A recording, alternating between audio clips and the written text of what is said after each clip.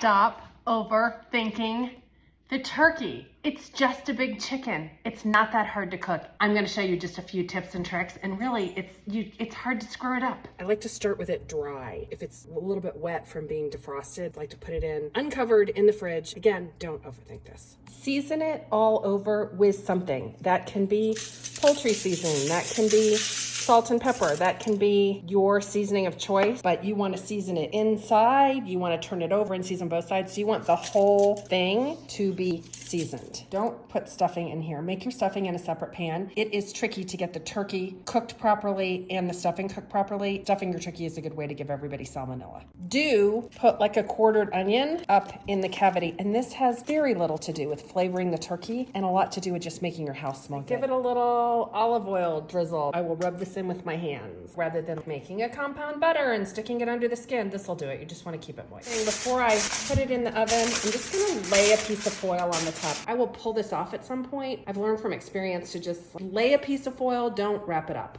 And I have a thermometer in the oven to make sure that the temperature that's reading up here is the same actual temperature as the oven, and it is not. So I'm going with the inside. Guys, going to take about 4 hours. Use a meat thermometer to see if it's done. The package that came with this turkey said it was going to take 4 to 4.5 hours. It's been in for 3 hours. The little thing has popped up. It's done. You want your meat thermometer to be at least 160. Around 180 is okay. Mine's at 190. It might even be a little bit overcooked.